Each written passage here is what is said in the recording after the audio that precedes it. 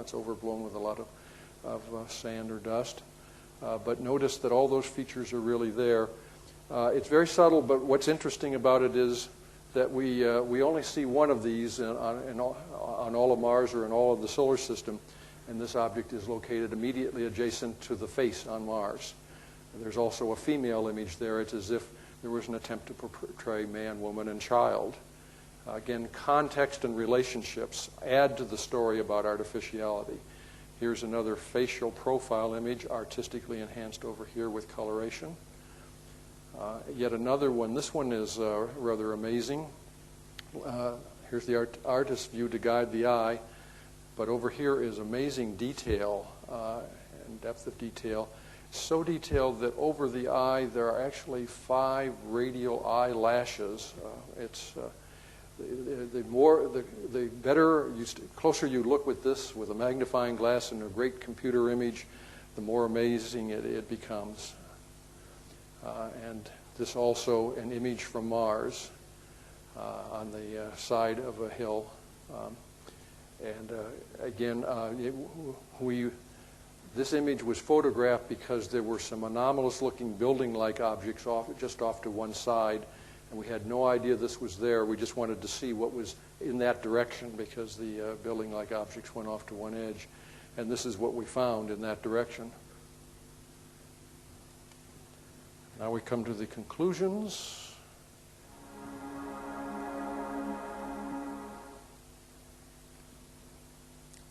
And the conclusions will include speculations.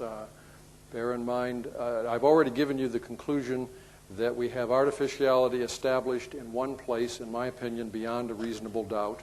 The formal odds are 1,000 billion to 1 against natural origin.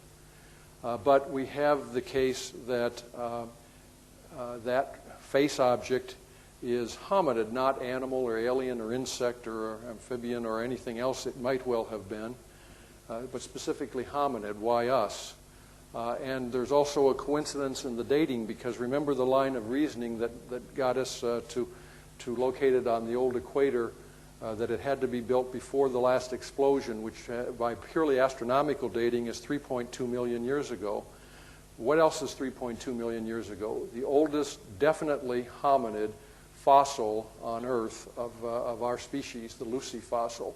There have been some speculative findings older than that, but there's a lot of argument that they're really just ape and don't bridge the gap to humanoid.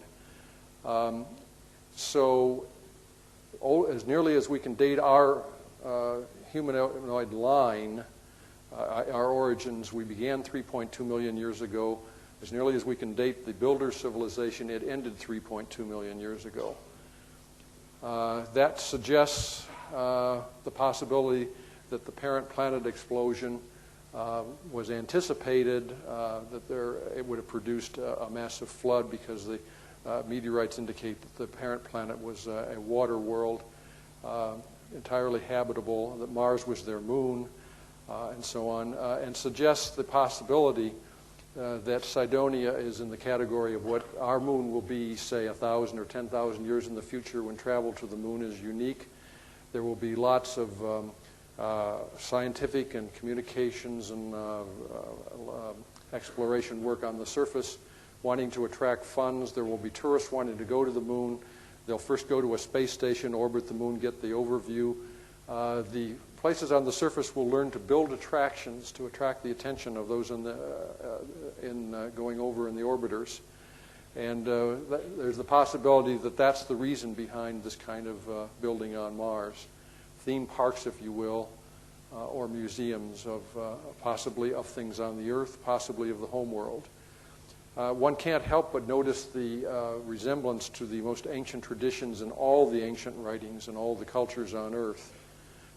Between this scenario we're deriving purely from Mars imagery and astronomical lines of evidence, and this throwaway remark that Paul Davies noted that when you take away light and dark, the daily cycles, mammals, especially primates, tend to revert to a 24.9-hour day. That the possibility that there may be a grain of truth in the War of Worlds story, with the ironic twist that we are the Martians, And I end with Winston Churchill's quote, "Man will occasionally stumble over the truth, but most of the time he will pick himself up and continue."